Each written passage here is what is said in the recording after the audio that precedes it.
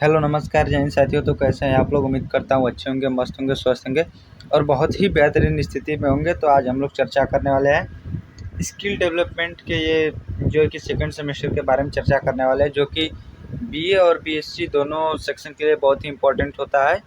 जिसमें हम लोग चर्चा करने वाले हैं कि किस किस तरह के प्रश्न आते हैं, क्या प्रश्न होते हैं, किस तरह के प्रश्न पूछे जाते हैं, ये क्या होता है, इन सभी के बारे में हम लोग डिटेल्स चर्चा करने वाले। और ये जो पेपर है बेसिकली ये तो महात्मा गांधी काशी विद्यापीठ का है, लेकिन आप इसे किसी भी यूनिवर्सिटी की मॉडल पेपर की तरह यूज कर सकते हैं। ये अभी 2025 का क्वेश्चन पेपर है। इसके आप किसी भी तरह का क्वेश्चन पेपर मानकर देख सकते हैं, मतलब आप देख सकते हैं कि किस एग्ज़ाम में किस तरह के आ सकते हैं। तो चलिए बिना देर के हम लोग वीडियो को स्टार्ट करते हैं। उससे पहले आपसे एक हाथ जोड़ के विनम्र निवेदन है कि अगर आप चैनल पर नए हैं तो चैनल को सब्सक्राइब जरूर कीजिए और वीडियो अच्छा लगे तो वीडियो को लाइक ज़रूर कीजिएगा।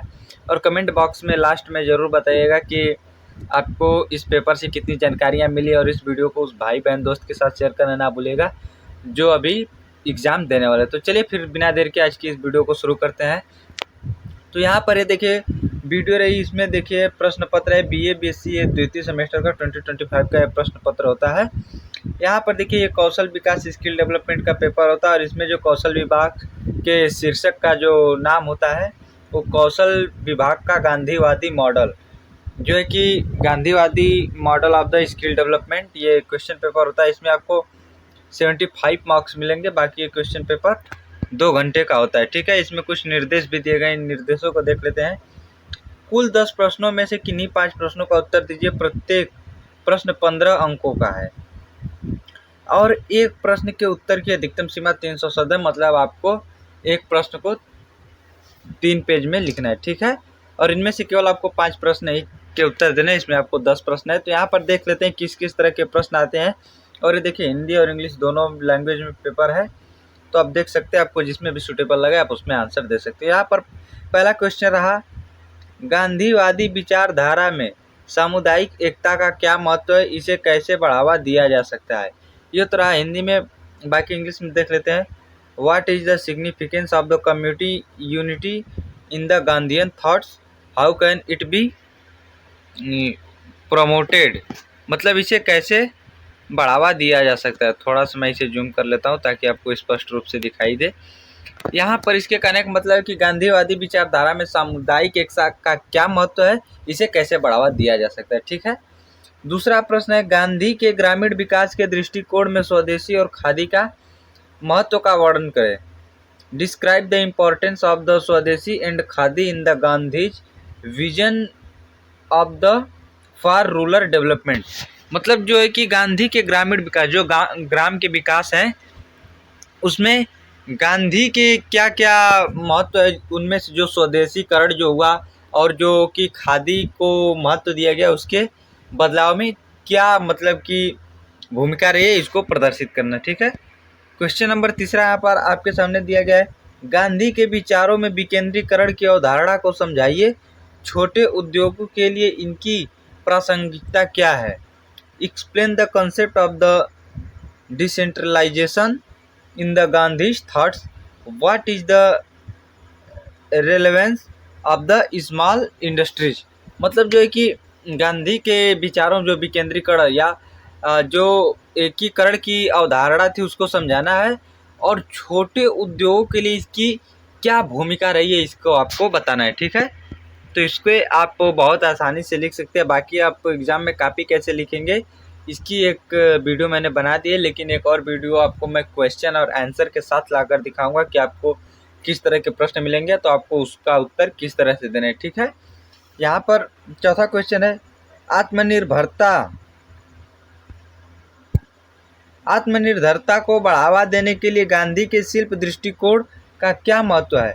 What is the significance of the Gandhi's craft perspective in the promoting self sufficiency, मतलब कि जो आत्मनिर्भरता है इसको बढ़ावा देने के गांधी के शिल्प, जो गांधी के शिल्प मतलब कलाकारी थी या चित्रकारी थी, उसके दृष्टिकोण में क्या महत्व है उसको आपको चर्चा करना है, ठीक है।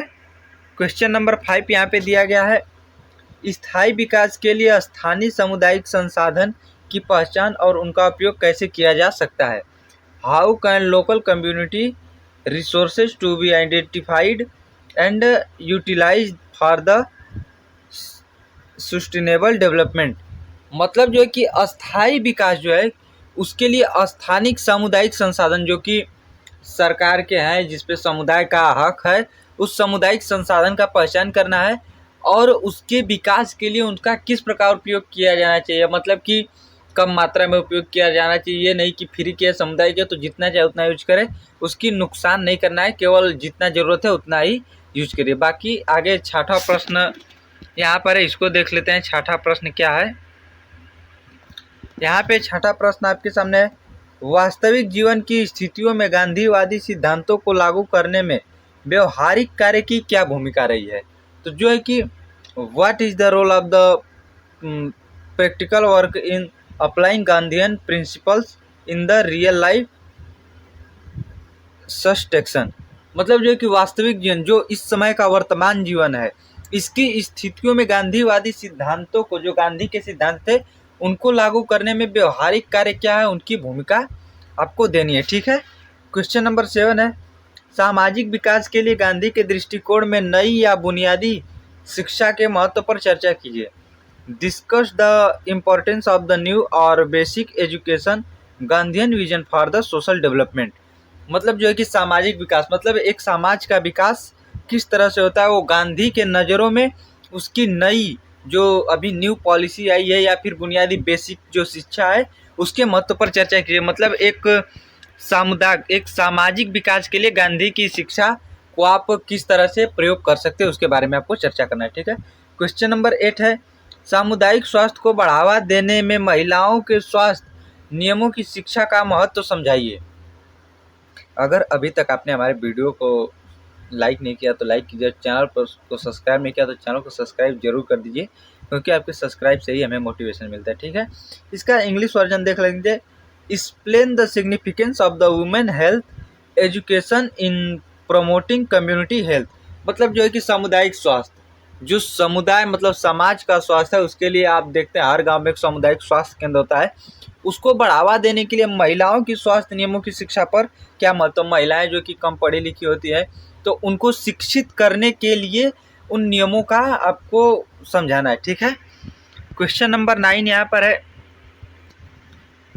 सांस्कृतिक एकता को बढ़ावा देने के लिए क्षेत्रीय भाषाओं और राष्ट्रीय भाषा की भूमिका का वर्णन कीजिए। Describe the role of religion, language and national language in the promoting cultural unity. मतलब जो है कि सांस्कृतिक एकता जो है उसको बढ़ावा देने के लिए क्षेत्रीय भाषा, जो क्षेत्रों में बोली जाती है भाषा है, और जो राष्ट्रीय भाषा है उसकी क्या भूमिका है, इसको वर्णन करना है। ठीक है। क्वेश्चन नंबर 10 है, ग्रामीण विकास पहलों में आर्थिक समानता के सिद्धांतों को कैसे लागू किया जा सकता है। How can the principle of the economic equality to be applied the rural development activities. मतलब जो कि ग्रामीण विकास के पहलों में जो ग्राम का विकास है उसमें आर्थिक जो समानता है, मतलब कि सबकी लगभग उसकी बुनियादी ज़रूरतें जो आर्थिक रूप से जुड़ी होती है, काम काज कमाई धमाई से, उसके सिद्धांत को कैसे लागू किया जा सकता है, इसके बारे में चर्चा करना है। तो आप लोग कमेंट में ज़रूर बताएं कि इस जानकारी से आपको कितना फ़ायदा मिला है।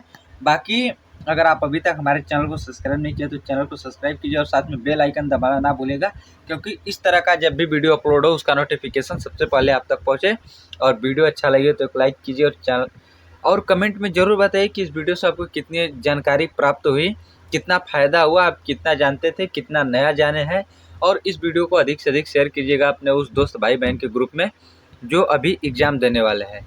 बाकी आप हमारे वीडियो के लास्ट तक जुड़े रहे, उसका बहुत बहुत धन्यवाद। तो फिर मिलते एक नई सुबह नई वीडियो के साथ। तब तक आप अपना ख्याल रहिए, मस्त रहिए, बिंदास रहिए। धन्यवाद।